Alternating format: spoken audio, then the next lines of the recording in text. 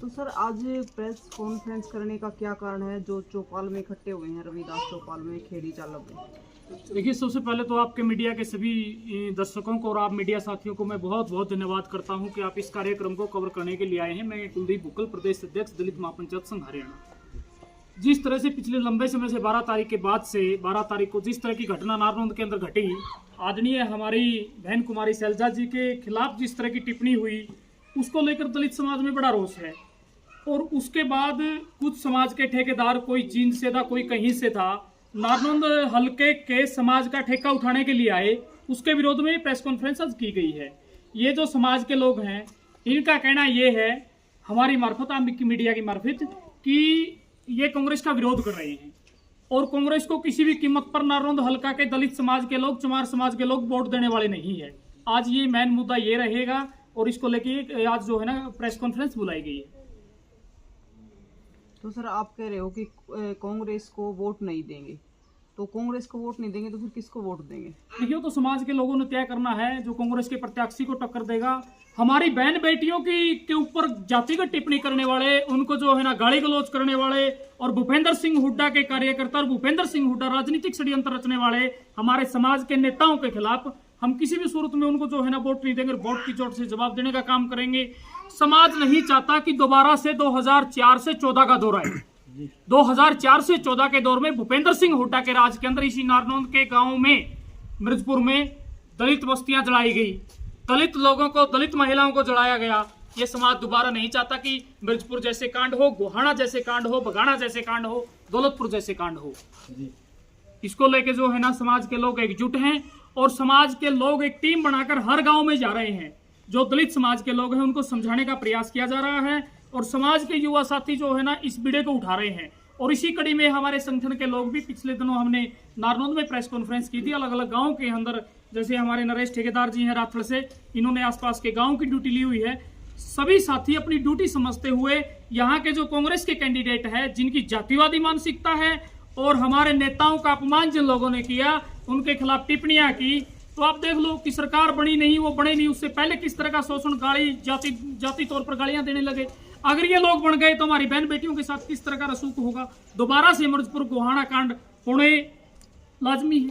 तो हरियाणा प्रदेश के लोग नहीं चाहते, दलित समाज के लोग नहीं चाहते कि भूपेंद्र सिंह हुड्डा मुख्यमंत्री बने। तो अब आपका जो निर्णय है, वो निर्णय आपका क्या होगा? मतलब जो आने वाला वो है, देखिए, हरियाणा प्रदेश का दलित समाज किसी भी सूरत में भूपेंद्र सिंह हुड्डा को मुख्यमंत्री नहीं बनने देगा। क्योंकि बहन कुमारी शैलजा जी पिछले लंबे समय से एक राष्ट्रीय सतर्कीय नेता है, राष्ट्रीय महासचिव है पार्टी की, उसका अपमान किया गया। और जैसे ही उन्होंने हरियाणा प्रदेश के अंदर दावेदारी की कि मैं मुख्यमंत्री बनना चाहती हूँ, क्या मैं पूछना चाहता हूँ कांग्रेस पार्टी का और भूपेंद्र सिंह हुड्डा को कि आप बताएं कि हरियाणा प्रदेश के अंदर क्या दलित मुख्यमंत्री नहीं बन सकता? क्या दलित मुख्यमंत्री पद की दावेदारी करना क्या गुनाह है?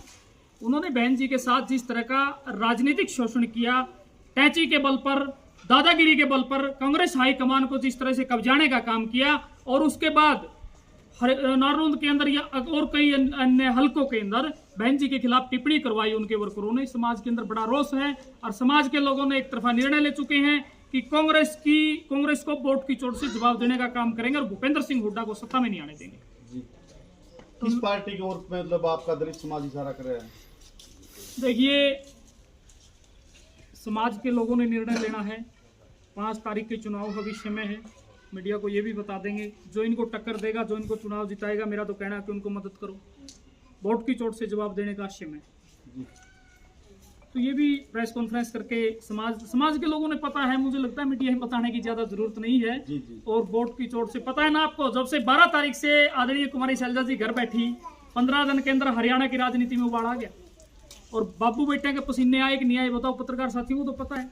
उन्होंने पॉलिटिकल स्टेटमेंट देनी पड़ी कि आदरणीय कुमारी शैलजा जी हमारी बहन है, हमारी माननीय नेता है। क्यों भाई, आज आपको बहन दिखने लगी, माननीय नेता दिखने लगी? इस समाज का जब शोषण होता है, आपके 10 साल के कार्यकाल में शोषण हुआ, बैकलॉग आपने नहीं भरा, हमारे छात्रों की 3-3 साल डिग्रियां आपने रोक के रखी, समाज के ऊपर इतने अत्याचार किए, और जो शिक्षा का सत्र है बोर्ड तोड़ने का काम इन्होंने किया, एजुकेशन खत्म करने का काम इन्होंने किया। सरकारी स्कूलों में है ना कटोरे में जो है ना चावल दलिया खिलाने का समाज को इन्होंने काम किया, भूपेंद्र सिंह हुड्डा ने, तो समाज के लोग बड़े दुखी हैं, नहीं चाहते कि वो एक तरफा इनकी जो है ना दादागिरी चले हरियाणा के अंदर। देखिए, मैं मीडिया के माध्यम से एक बात और बता देना चाहता हूँ, हम किसी वर्ग के खिलाफ नहीं है। कभी मीडिया के साथी या लोग आंकलन लगाने लग जाए कि हम एक वर्ग के खिलाफ हैं, हमारी राजनीतिक तौर पर लड़ाई भूपेंद्र सिंह हुड्डा के साथ है और इस लड़ाई को हम मजबूती से लड़ रहे हैं। और बहन कुमारी शैलजा जी के अपमान का बदला ये समाज के लोग बनाएंगे, जिसको बनाना है इन्होंने बनाना, वोट तो इनके है ना, मेरे है ना, आपके हुए। लेकिन हल्के के अंदर दूसरे जिलों के लोग आके जिस तरह से कहते हैं कि चमार समाज ने कांग्रेस को समर्थन कर दिया, कांग्रेस का कोई समर्थन नहीं है। मैं तो नारनौंद की बात नहीं, पूरे हरियाणा की बात कर रहा हूं आपके साथ, कि हरियाणा के किसी भी चमार समाज का, दलित समाज का कांग्रेस को कोई समर्थन नहीं है भाई। अभी 2 दिन पहले 3 दिन पहले यहाँ ही पहले खेड़ी चौक का ही बागमन कॉलेज जैसा, वहाँ पे भी मैं एक कॉन्फ्रेंस हुई थी, उसके अंदर भी मतलब यही था कि हमारा समाज इसको समर्थन देगा। देखिए, ना तो उनका हल्का, ये मेरा तो ये कार्य क्षेत्र रहा है, पिछले 10 साल से इस हल्के में काम कर रहा हूँ। मेरे बड़े हर गांव में मेरे दो चार साथी नियर डियर हैं। समाज की लड़ाई दलित महापंचायत संघ के माध्यम से पिछले 14 साल से लड़ रही है। मेरी मिसिज ने यहाँ चुनाव लड़ा 2019 में। हमारा तो ये घर है, बाहर के लोग आके यहाँ के लोगों का सौदा या समाज के लोगों का सौदा करेंगे, ये बड़ा निंदनीय घटना मैं मानता हूँ उसको। और उन्होंने तो भूपेंद्र सिंह हुड्डा जैसे लोगों से बजट लेना है, रविदास सभा के लिए, अम्बेडकर सभा के लिए।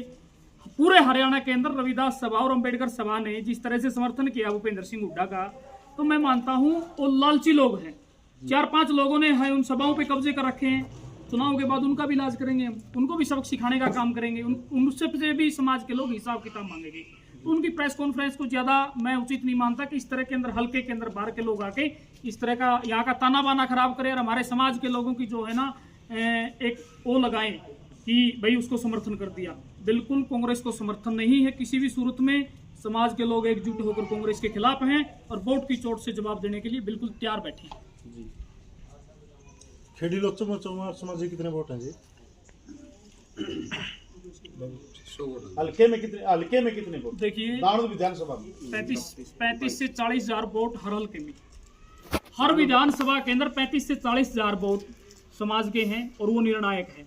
मैं आपको एक उदाहरण देके समझाना चाहता हूँ। 2019 के अंदर भूपेंद्र हुड्डा ने चुनाव लड़ा सोनीपत से, उसके बेटे ने लड़ा रोहतक से। अगर दलित समाज के लोग उनके साथ खड़े होते ना तो वो चुनाव जीत जाते, हार क्यों गए? तो समाज के हर हल्के में 35-40 हजार जो वोट है वो निर्णायक है और जिस तरफ हो जाएंगे उनकी सरकार बनेगी। ये बात आपके बीच में कहने के लिए आया हूं। अगर भूपेंद्र सिंह हुड्डा मुख्यमंत्री बन गया तो मेरे युवा साथियों को बता देना चाहता हूं कि खर्ची पर्ची से नौकरी लगेगी दोबारा से। एक जिले के काम होंगे, रोहतक और सोनीपत के अलावा पूरे हरियाणा के अंदर कोई विकास होने का नहीं है। और वो लोग, आपको बता दूं, आप कभी दिल्ली की तरफ जाना, रोहतक में एंट्री करते ही हमारी बहन बेटियों के साथ किस तरह का सलूक होता, सीट खोस लेते हैं सोनीपत और रोहतक के लोग। ये हरियाणा प्रदेश के सारे युवा और समाज के लोग ऐसे लोगों को सत्ता नहीं देने जा रहे।